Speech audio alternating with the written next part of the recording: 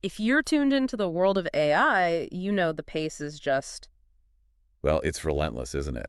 Keeping up can feel less like reading the news and more like trying to map an earthquake in real time. It really is. The sheer amount of new stuff models, research, applications, it's almost overwhelming. Changes week by week, genuinely. And that's exactly why we're here. Today, we're doing a deep dive into the really significant advancements reported just yesterday, June 17th, 2025. Yeah, our mission, as always, is to cut through that noise, pull out the important bits, the actual insights you need. Exactly. Give you that shortcut to being properly informed. We've done the sifting so you get the breakthroughs that really matter. We're talking new models pushing limits, AI learning to improve itself, Yeah. even AI teams working together. Prepare for some surprising facts and maybe a few aha moments along the way. Let's hope so. Okay, let's jump right in. Starting with some seriously impressive new models, Minimax has been making waves.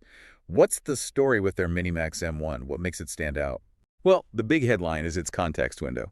It's got a record-breaking 1 million token context window. 1 million, wow. Yeah, huge. Think thousands of pages of text all at once. And it can generate really long outputs, too, up to 80,000 tokens.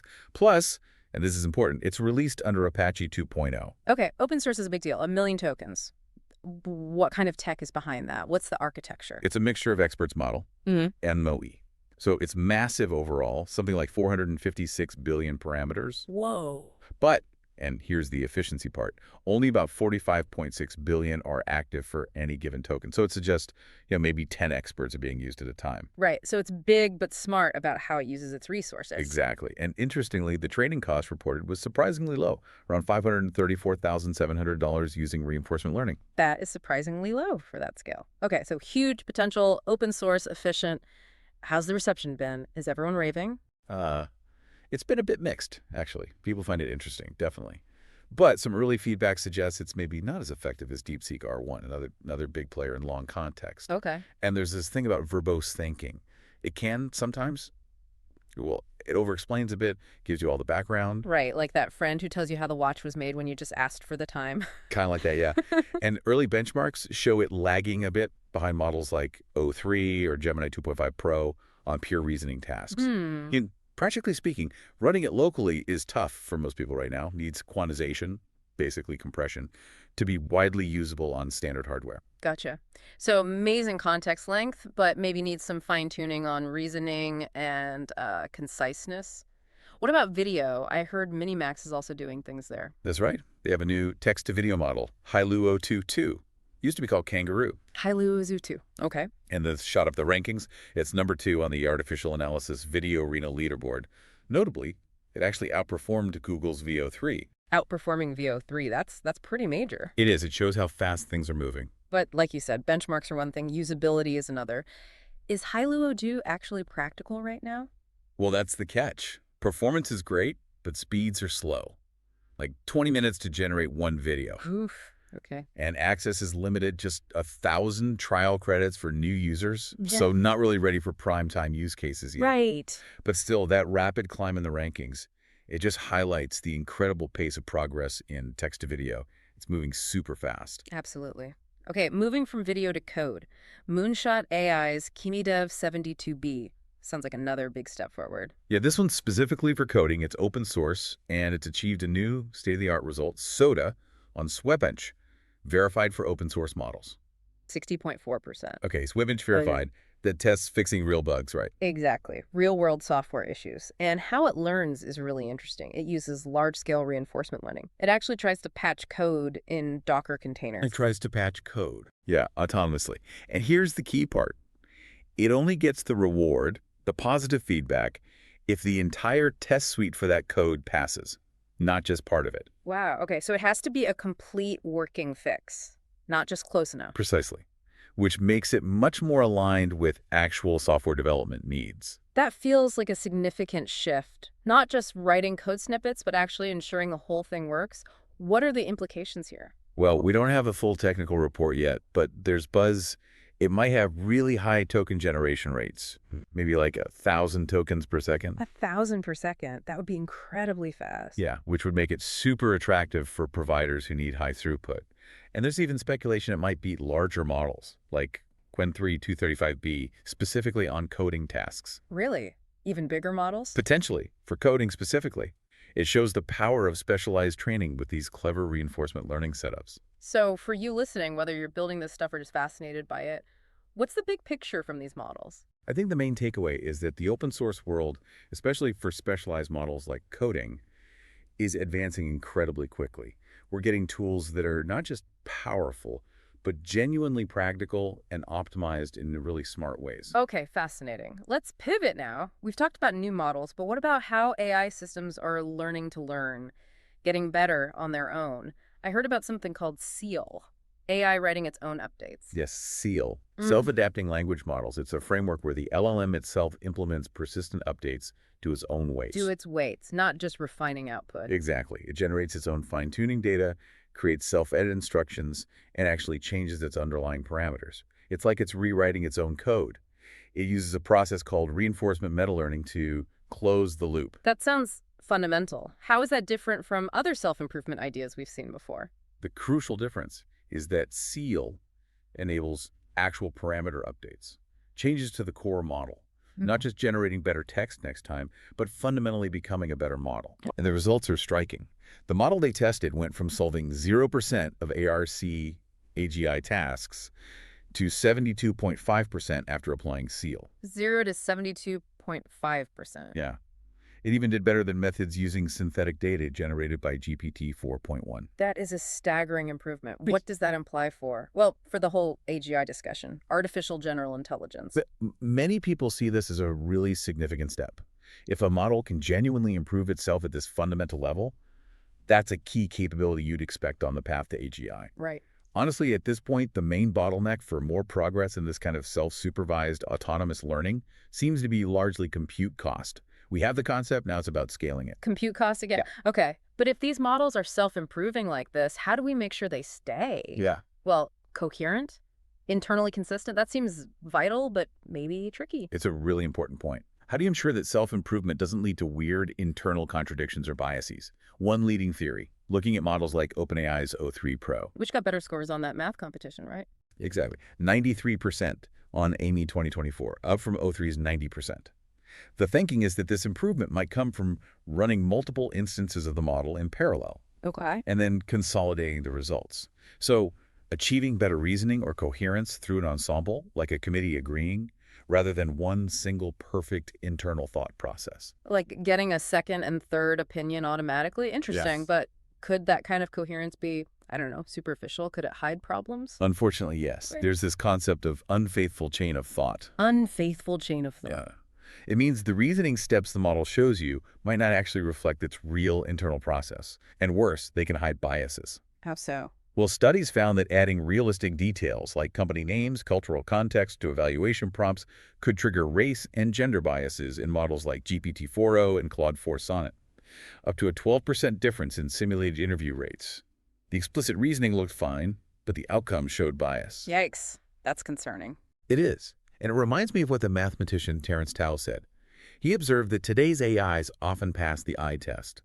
Their work looks plausible, even impressive, Right. but they fail the smell test. They generate proofs, for instance, that look flawless, but have subtle, non-human errors hidden inside. There's a gap between surface correctness and true understanding. Pass the eye test, fail the smell test. I like that.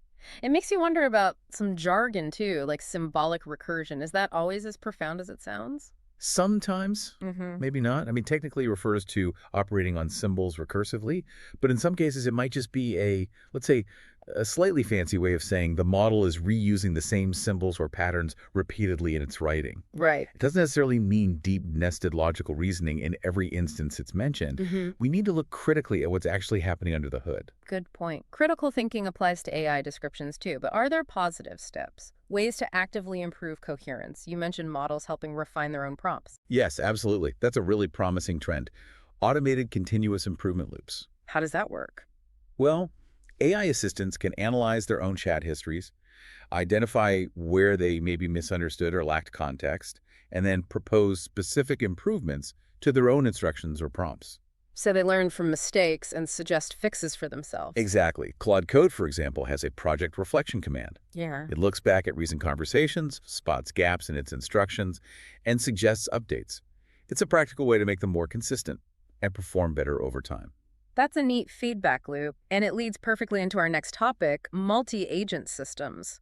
There's so much buzz about AI teams working together now. What exactly are we talking about here? Right, multi-agent systems. Basically, it involves using multiple AI agents, often specialized, that collaborate to achieve a goal. Think of it like a project team, but made of AI. Companies like Anthropic have been sharing best practices for building these systems for research, showing it's moving beyond just theory into practical application. It allows for tackling more complex problems through specialization and working in parallel. So what are the main advantages? Why use a team of AIs instead of just one super smart AI? Well, a key thing is picking tasks suited for parallelization, breaking the problem down so multiple agents can work on different parts simultaneously. Makes sense. And another big win is using agents to improve how AI interacts with tools. Anthropic gave an example of a tool testing agent.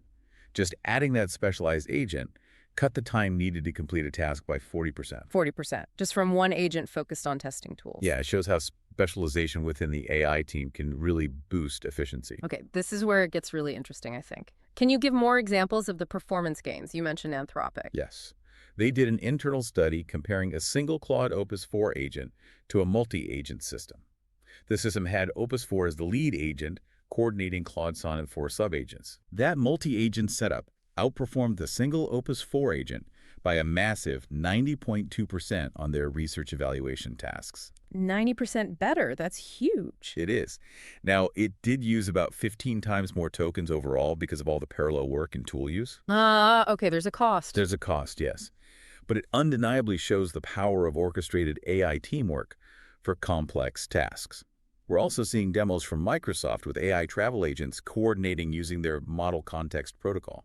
It really sounds like, a well-oiled human project team. How does that AI teamwork actually work? Are they sending messages, Yeah. sharing files? Kind of both, yeah.